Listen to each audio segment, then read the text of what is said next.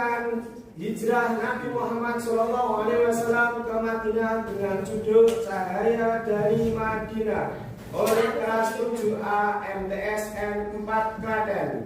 Selamat menyaksikan. A'udzu billahi minasyaitonir rajim. Bismillahirrahmanirrahim. Innalladzina amanu walladzina hajaru wajahadu fi sabilillahi ulaika yarjuna rahmatallah wallahu ghafurur rahim. Sesungguhnya orang-orang yang beriman dan orang-orang yang berhijrah dan berjihad di jalan Allah, mereka itulah yang mengharapkan rahmat Allah. Allah Maha Pengampun, Maha Penyayang. Setelah lebih dari 13 tahun, Nabi Muhammad SAW berdakwah di Mekah. Banyak orang Quraisy yang menentangnya. Mereka marah karena ajaran tauhid Nabi dianggap menghancurkan berhala dan tradisi nenek moyang. Pada Kamis malam, 26 Safar, tahun ke-14 kenabian, 12 September 622 Masehi, mendengar Nabi Muhammad akan berhijrah ke Yasrib, kaum Quraisy mengadakan pertemuan di Darun Nadwah. Dalam pertemuan tersebut juga diikuti oleh iblis yang menyamar sebagai orang tua dari Najd. Agama Muhammad ini membuat berhala kita dihina. Kita harus menghentikannya. Benar, sebagian pengikutnya sudah hijrah ke Madinah. Kita harus mencegahnya. Bagaimana kalau kita usir dia dari Mekah?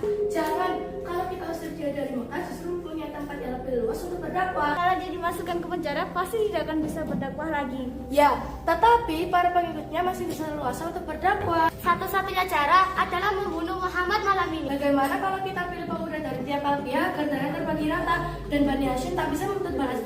Bagaimana, semua setuju? Setuju! Mereka pun sepakat mengepung rumah Nabi Muhammad SAW pada malam hari. Namun Allah punya rencana yang jauh lebih agung. Malam ini aku akan berhijrah. Engkau cedera di ranjangku memakai selimut ini agar mereka mengira aku masih di rumah. Baik ya Rasulullah, aku rela berkorban demi engkau. Malam itu, Kamis 27 Safar 622 Masehi, Nabi Muhammad SAW keluar dari rumahnya bersama Abu Bakar. Beliau membaca ayat Al-Quran, Quran Surah Yasin ayat 9. Dan seketika mata kaum Quraisy ditutup oleh Allah. Mereka tidak melihat Nabi lewat di hadapan mereka. Bismillahirrahmanirrahim. Waja'alna min baini aydihim saddan wa min khalfihim saddan fa'aghshaynahum fahum la yubsirun. Dan kami jadikan di hadapan mereka sekat dinding dan di belakang mereka juga sekat, dan kami tutup mata mereka sehingga mereka tidak dapat melihat. Allah melindungi kita, wahai Abu Bakar, mari berangkat. Kenapa Muhammad tak kunjung keluar, masih tidur kalian? Celaka, Muhammad telah lolos. Yang duduk di ranjang adalah Ali. Kejar dia, jangan biarkan Muhammad hidup. Pengumuman. Wahai para penduduk Mekah, saya bara untuk kalian. Kalau ada yang bisa menangkap Muhammad, hidup atau mati, maka akan aku hadiahkan kepada kalian 100 juta. Sejak saat itu, banyak kaum Quraisy yang berlomba-lomba mencari keberadaan Nabi Muhammad SAW hingga mereka sampai di depan Gua Sur.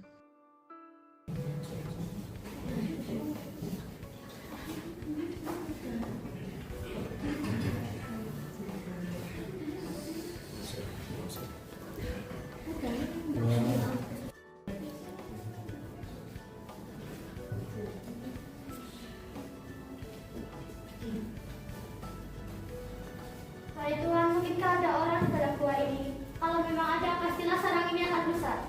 Benar, mari kita Mendengar percakapan kaum Quraisy di depan gua, Abu Bakar gemetar dan berkeringat karena ketakutan. Ya Rasulullah, jika mereka menanduk masjid kita akan terlihat. Jangan takut wahai Abu Bakar, Allah bersama kita. Jika kamu tidak menolongnya Muhammad, sesungguhnya Allah telah menolongnya, yaitu ketika orang-orang kafir mengusirnya dari Mekah, sedang dia salah seorang dari 2 orang ketika keduanya berada dalam gua. Ketika itu dia berkata kepada sahabatnya, "Jangan engkau bersedih, sesungguhnya Allah bersama kita." Maka Allah menurunkan ketenangan kepadanya Muhammad dan membantu dengan bala tentara, malaikat-malaikat yang tidak terlihat olehmu. Dan dia menjadikan seruan orang-orang kafir itu rendah, dan firman Allah itulah yang tinggi. Allah Maha Perkasa, Maha Bijaksana. Quran Surat At-Taubah ayat 40. Allah melindungi mereka. Laba-laba membuat sarang, burung bertelur di depan gua. Quraisy pun yakin tidak ada orang di dalam. Sementara Rasulullah Shallallahu Alaihi Wasallam dan Abu Bakar bersembunyi di Gua Tsur. Ada seorang pemuda yang berperan penting menjaga keselamatan mereka.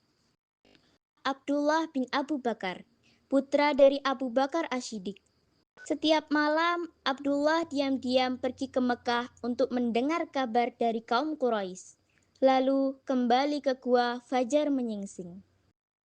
Kemudian Asma' bin Abu Bakar membawakan makanan serta Amir bin Fuhairah mengembala domba-dombanya. Siang hari aku duduk bersama Quraisy di Mekah. Aku dengar rencana mereka. Nanti malam aku sampaikan kepada kalian. Semoga Allah membalasmu, hai Abdullah. Teruskanlah lakukan ini. Setiap hari Abdullah pulang pergi Mekah Gua Tsur menjadi telinga dan mata Rasulullah Shallallahu Alaihi Wasallam.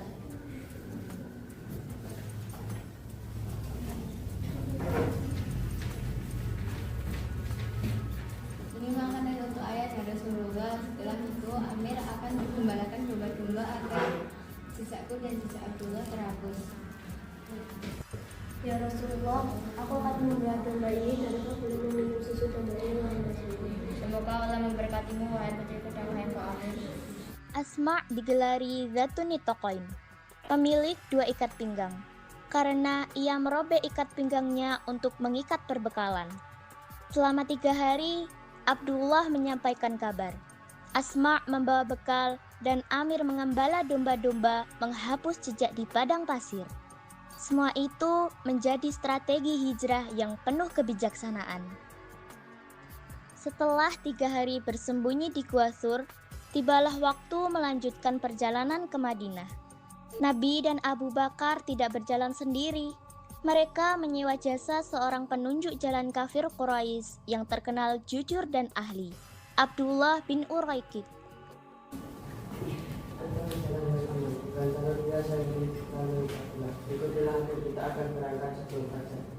Ya Rasulullah, meskipun dia beriman, tapi dia sangat pandai menunjukkan jalan. Nah, kita percayakan perjalanan ini kepadanya. Mereka berangkat bersama. Abdullah bin Uraikid memimpin rombongan, memilih jalur yang jarang dilalui. Dengan izin Allah, perjalanan hijrah semakin aman. Meskipun Abdullah bin Uraikid belum masuk Islam, ia tetap menepati janjinya dan mengantar Nabi hingga tujuan dengan selamat. Jalur ini jarang dilalui kafilah, tapi aman bagi kalian.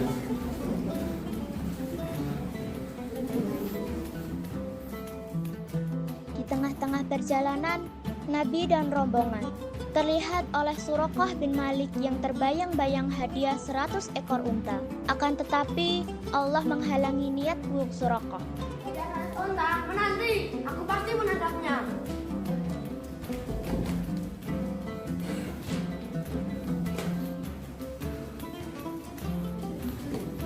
Wahai Muhammad, kenapa doakan aku dan aku berjanji tidak akan mengganggumu lagi.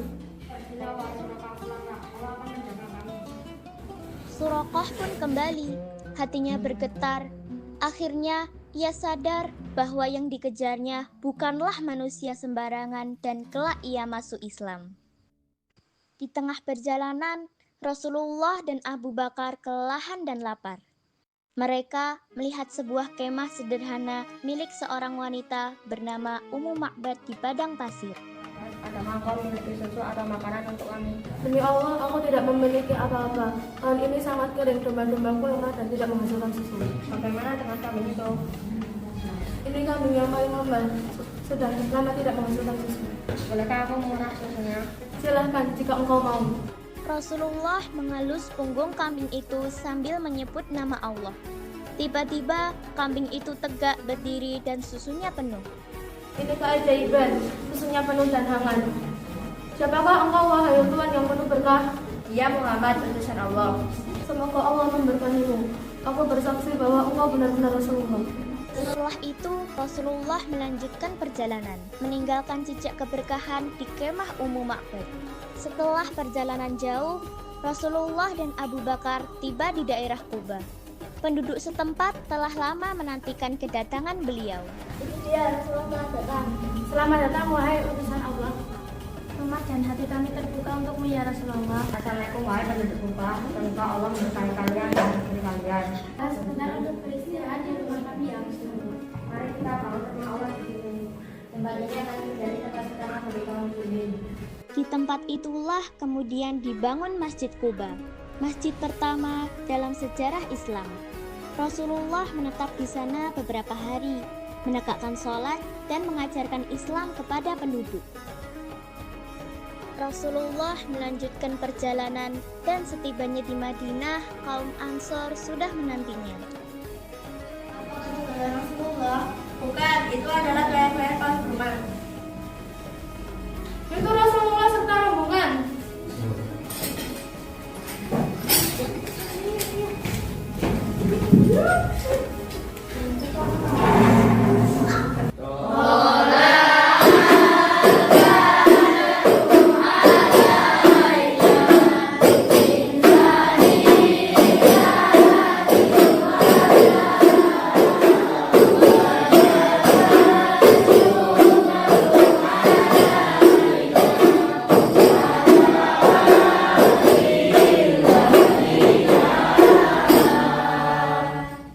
Dengan penuh cinta, penduduk Madinah menyambut Rasulullah Shallallahu Alaihi Wasallam. Sejak saat itu, Madinah menjadi pusat pemerintahan Islam. Hijrah mengajarkan kita arti pengorbanan, kesetiaan, dan pertolongan Allah. Hijrah bukan hanya perpindahan tempat, tapi perpindahan hati dari gelap menuju cahaya, dari dosa menuju taat kepada Allah. Hijrah Rasulullah SAW menjadi titik awal peradaban Islam yang penuh kasih, ilmu, dan keadilan. Mari kita teladani semangat hijrah Rasulullah untuk menjadi insan beriman, berilmu, dan berakhlak mulia. Sebagaimana firman Nabi dalam Quran Surah An-Nisa ayat 100. Dan barang siapa berhijrah di jalan Allah, niscaya mereka akan mendapatkan di bumi ini tempat hijrah yang luas dan rezeki yang banyak. Barang siapa keluar dari rumahnya dengan maksud berhijrah karena Allah dan Rasul-Nya, kemudian kematian menimpanya sebelum sampai ke tempat yang dituju, maka sungguh pahalanya telah ditetapkan di sisi Allah, dan Allah Maha Pengampun, Maha Penyayang.